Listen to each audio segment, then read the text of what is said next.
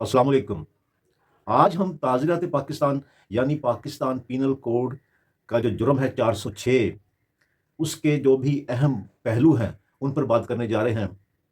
इसे आम तौर पर अमानत में ख़यानत का जुर्म भी कहते हैं, ख़यानत मुजरिमाना भी कहते हैं और इंग्लिश में क्रिमिनल ब्रीच ऑफ ट्रस्ट भी कहते हैं इस जुर्म को। तो इसकी काफ़ी एफ़आईआर्स जो हैं वो हमारे पाकिस्तान में रजिस्टर होती हैं और आम तौर पर ये तसव्वुर किया जाता है कि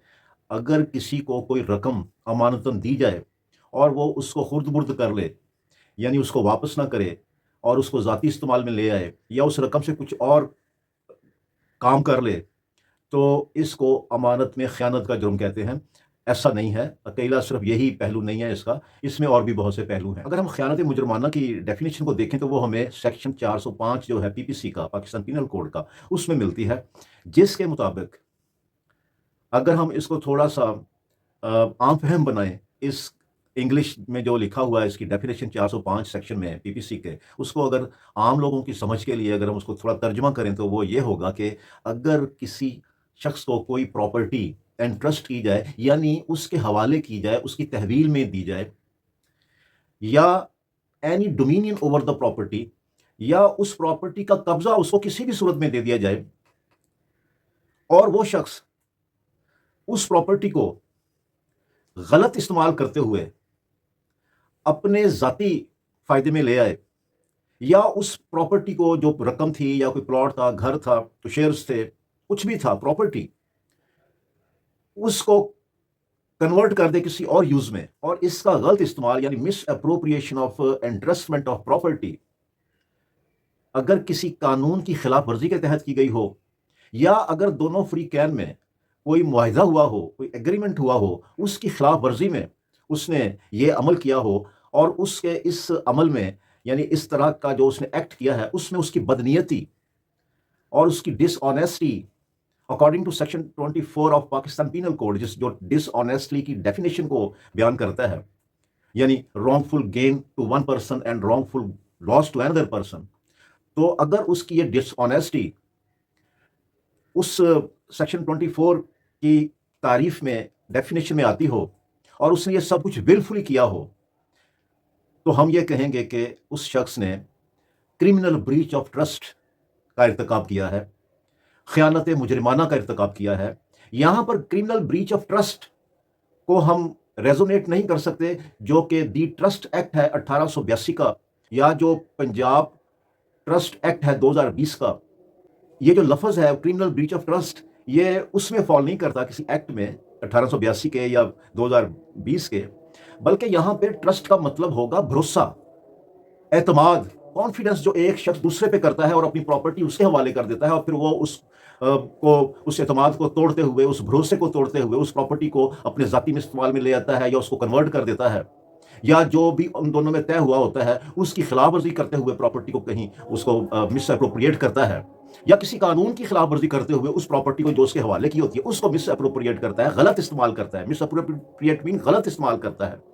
तो फिर इसका मतलब यह है कि वो 406 यानी क्रिमिनल ब्रीच ऑफ ट्रस्ट का मुर्तकिब हुआ, उस ऑफेंस का मुर्तकिब हुआ है जिसकी सजा 7 साल है, नॉन बेलेबल है, नॉन कंपाउंडेबल है और ट्रायबल बाय मैजिस्ट्रेट है। क्रिमिनल ब्रीच ऑफ ट्रस्ट को यानी ख़यानत मुजरिमाना को हम इस तरह से मिसालों से समझते हैं कि आपने किसी को 10 लाख रुपया किसी को अमानतन रखवा दिया कि मैं फ़लाँ तारीख को वापस ले लूँगा। जब आप फ़लाँ उस तारीख को वापस लेने गए तो वो कोई हीले बहाने करने लग गया। अल्टीमेटली उसने वापस करने से इनकार कर दिया आपके 10 लाख रुपए। तो ये तो सीधा-सीधा हो गया ना, अमानत में ख़यानत कर ली उसने। एक तो ये इसका पहलू निकलता है क्रिमिनल ब्रीच ऑफ ट्रस्ट का। या फ़र्ज़ कर लेते हैं, आपका पोल्ट्री फार्म है, एक एजेंट है जो कि मुख्तलिफ जो फैक्ट्रियाँ हैं जो पोल्ट्री फीड बनाती हैं, उनसे माल लेकर के पोल्ट्री फार्मर्स को सप्लाई करता है। आप उसके अकाउंट में 1 करोड़ रुपया जमा करवा देते हैं कि पोल्ट्री फीड जो है लेकर के आपको वो पहुँचा दे आपके पोल्ट्री फार्म पर। आप उसके अकाउंट में 1 करोड़ जमा करवा देते हैं और वो क्या करता है कि उस 1 करोड़ को अपने ज़ाती इस्तेमाल में ले आता है, उससे कोई और काम कर लेता है। आपको जो पोल्ट्री फीड उसने आपसे एग्रीमेंट किया होता है, वो आप तक नहीं पहुँचाता, तो ये भी क्रिमिनल ब्रीच ऑफ ट्रस्ट है, ख़यानत मुजरिमाना है। ख़यानत का मतलब ये है कि अगर किसी शख़्स पर कोई ज़िम्मेदारी आयद की गई हो और उस ज़िम्मेदारी को वो ईमानदारी से विद गुड फेथ ईमानदारी से उसको अदा ना करे, तो उसे कहते हैं उसने ख़यानत की है। तो इस तरह से इन मिसालों से हमें समझ आती है कि क्रिमिनल ब्रीच ऑफ ट्रस्ट या ख़यानत मुजरमाना असल में होती क्या है। लेकिन मसला ये है कि जब हम सेक्शन 406 यानी ख़यानत मुजरमाना क्रिमिनल ब्रीच ऑफ ट्रस्ट की एफआईआर करवाते हैं, तो पहली बात तो ये है कि आईओ को जो इन्वेस्टिगेशन ऑफिसर होता है उसको समझ ही नहीं आती। आम तौर पर चूंकि इसका यही समझा जाता है, मतलब लिया जाता है कि जनाब आपने किसी को अमानतन कोई रकम उसके पास रखवाई थी, उसने उसको वापस नहीं किया। हालांकि ऐसा नहीं है। सेक्शन 405 जो है पीपीसी का, वो काफ़ी इलाबोरेटेड है। उसमें अदरवाइज भी हमें पता चलता है कि अकेला सिर्फ अमानत में खयानत में पैसे दिए और वापस नहीं किए, ये अकेला ये नहीं है, उसमें और भी बहुत कुछ है। लेकिन जो आईओ होता है, इन्वेस्टिगेशन ऑफिसर, वो इस बारीकी को नहीं समझता, उसको समझाना पड़ेगा। आमतौर पे वो यही इससे लेते हैं कि जनाब ये कोई कारोबारी लेन देन का मामला है और ये तो कोई सिविल मैटर कोई बनता है, रिकवरी सूट कोई फाइल होना चाहिए इसमें, तो ये तो इन्होंने क्रिमिनल केस कर दिया है। उसको समझ नहीं आती, उसको समझाना पड़ता है कि क्रिमिनल ब्रीच ऑफ ट्रस्ट कैसे बनता है। इसी तरह से अदालतों में भी हमें डीपली जाकर के इसकी डेफिनेशन को इलेबोरेट करना चाहिए कि क्रिमिनल ब्रीच ऑफ ट्रस्ट है क्या, अमानत में खयानत है क्या। अकेला सिर्फ किसी को रकम देने से, उसको उसके पास अमानत रखवाने से और वो वापस ना करे तो अकेला इससे जरूर नहीं बनता। अगर कोई शख्स जिसको हमने रकम दी है या कोई प्रॉपर्टी दी है, उसके कब्जे में दी है, उसकी तहवील में दी है, उसको इंटरेस्ट की है, उसकी डोमिनियन में दी है, और वो जो दोनों के दरमियान, आप दोनों के दरमियान एग्रीमेंट हुआ था, उसकी वो पाबंदी नहीं करता और उस प्रॉपर्टी को वो मिसयूज कर लेता है, मिस अप्रोप्रिएट कर लेता है, गलत उसका इस्तेमाल कर लेता है, तो ये भी 406 की डेफिनेशन में आता है। तो इस तरह से हमें कोर्ट को भी जो है वो ये इलेबोरेट करना पड़ता है, उनको भी समझाना पड़ता है, क्योंकि आमतौर पर यही समझा जाता है कि ये जो कोई कारोबारी लेन देन का मामला था और कोई ब्रीच ऑफ प्रॉमिस हो गया है, तो ब्रीच ऑफ एग्रीमेंट हो गया है, ब्रीच ऑफ कॉन्ट्रैक्ट हो गया है, तो जनाब ये सिविल कोर्ट में जाएं। तो हमें जब भी हमने कोई बेल स्टेज पे या ट्रायल स्टेज है, उस पे हमने फोकस करना है उस बंदे के डिसऑनेस्ट एक्ट को। हमने कोर्ट में साबित ये करना है कि जो रकम हमने, जो प्रॉपर्टी हमने इसकी तहवील में दी थी, इसके कब्जे में दी थी, ये इसने उसको dishonestly with mens rea, with actus reus, उसने इस प्रॉपर्टी को मिस अप्रोप्रिएट किया है, उसका गलत इस्तेमाल किया है या उसको अपने जाती इस्तेमाल में ले आया है। तो डिसऑनेस्ट को भी फोकस करना पड़ेगा ट्रायल में और बेल स्टेज पे। मिस अप्रोप्रिएशन को यानी गलत इस्तेमाल को भी हमें इलेबोरेट करना पड़ेगा, कोर्ट को समझाना पड़ेगा। एंट्रस्टमेंट, कि हमने ये प्रॉपर्टी इसको इस मकसद के लिए दी थी, यानी किसी पर्टिकुलर पर्पस के लिए दी थी, ये भी समझाना पड़ेगा। तो देन फिर जो है वो 406 का ऑफेंस कोड जो है उसको फिर उस तरह से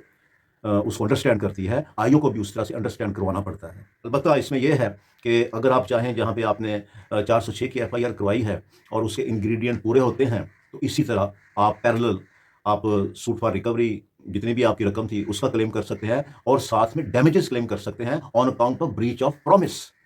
on account of breach of agreement, कि जो दोनों पार्टीज के आपके दरमियान हुआ था उसको उसने विलफुली डिसऑनेस्टली उसको उसने ब्रेक किया है, उसको फुलफिल नहीं किया, अपनी जिम्मेदारी को उसने ईमानदारी के साथ परफॉर्म नहीं किया, तो आप रिकवरी सूट के साथ साथ डैमेजेस भी क्लेम कर सकते हैं सिविल कोर्ट। उम्मीद है आपको समझ आई होगी कि क्रिमिनल ब्रीच ऑफ ट्रस्ट की असल में स्पिरिट क्या है और इसके किन किन इंग्रेडिएंट्स को हमें फोकस करना चाहिए और ट्रायल में हमने क्या चीज़ साबित करनी है,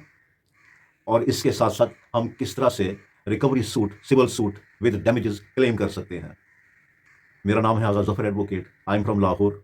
अगर आपको किसी सिविल मैटर की, फैमिली मैटर के मतलब या क्रिमिनल मैटर के मतलब कोई मशवरा लेना हो तो आप मेरे दिए गए नंबर पर मुझसे रब्ता कर सकते हैं। अस्सलाम वालेकुम।